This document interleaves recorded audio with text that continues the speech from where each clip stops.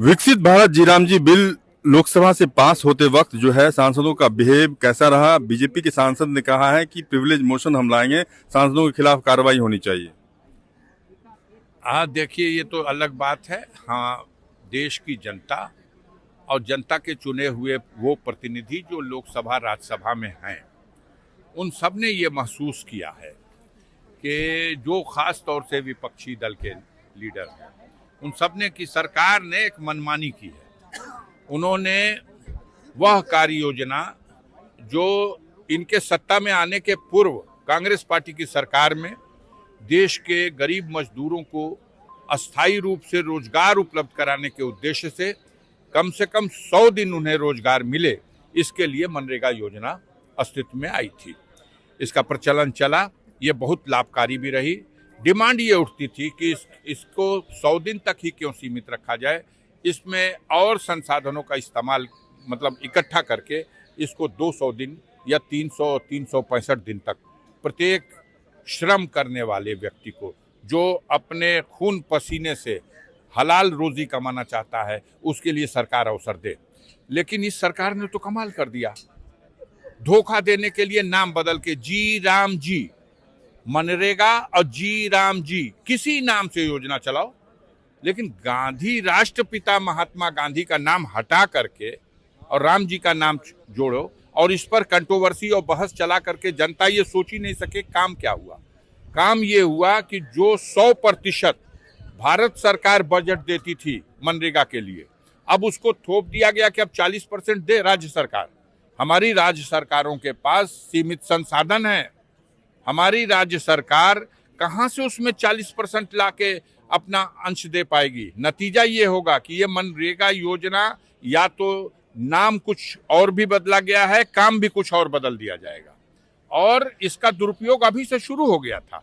हमने देखा है, ये श्रम के माध्यम से इसमें मजदूरी देने की बात थी, जेसीबी लगा करके, बड़ी बड़ी पोकलैंड और मशीनें लगा करके काम लिया जा रहा और उसको भी मनरेगा योजना का काम बताया जा रहा है। ये तो बहुत ही गलत है। इस सरकार को समझ में नहीं आ रहा है कि किस तरह से ये ऐसा करने जा रही है। आज की देश में जनता अवाक है कि जहां 1 रुपए का ना सिगरेट मिलेगा, ना बीड़ी मिलेगी, ना पान मिलेगा, और 1 रुपए में 1000 एकड़ जमीन भागलपुर में अडानी को दे दी जाएगी। लाखों लीची और आम के पेड़ दे दिए जाएंगे।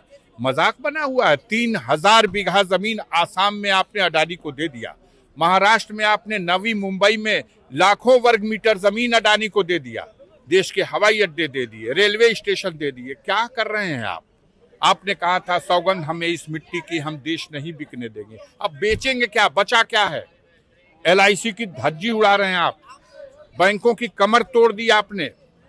तमाम वो लुटेरे जो देश के धन को लूट करके आज जा करके विदेशों में क्लबों में डांस कर रहे हैं, दारू पी रहे हैं, वो वहां वक्तव्य देते हैं कि हम भाग के थोड़ी आए, हमें तो वहां से इतना कमीशन दे करके भागने के लिए रास्ता बताया गया और दिया गया।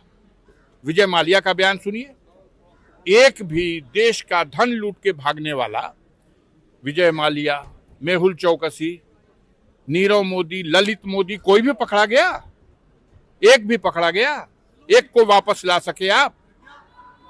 लाखों करोड़ रुपया बड़े बड़े उद्योगपतियों का आपने माफ कर दिया, और एक गरीब की 1 महीने की बिजली की बिल अगर जमा नहीं हुई तो अगले महीने 30+ लेकर के उसका बिल और कनेक्शन काटने के लिए आपके लोग खड़े हैं। अंधेर हो रहा है। देश की जनता अब बहुत ही इस पीड़ादायक स्थिति में है जिसका वर्णन नहीं किया जा सकता। अफजल साहब, एक केंद्रीय मंत्री हैं जीतन राम मांझी, उनका एक वीडियो काफी वायरल हो रहा है जिसमें वो कह रहे हैं कि मैं 2700 वोट से चुनाव हार रहा था, किसी अभिषेक सिंह IAS ने उनको चुनाव जितवा दिया। देखिए, ये सब हुआ है, वो खुद मुंह से कह रहे हैं तो अलग बात है। बहुत सी जगह ऐसी स्थिति थी, बहुत सी जगह ऐसी स्थिति है। हम तो आपसे कहेंगे तो आपको जैसा भी लगे। देश के यशस्वी प्रधानमंत्री नरेंद्र मोदी जी खुद ही बनारस में चुनाव हार रहे थे, और हारते हारते फिर जीत गए। बहुत से लोग मानते हैं कि श्री नरेंद्र मोदी की गणना में बेईमानी हुई। आप और किसकी बात करें? रमन कुमार, दिल्ली, News 24।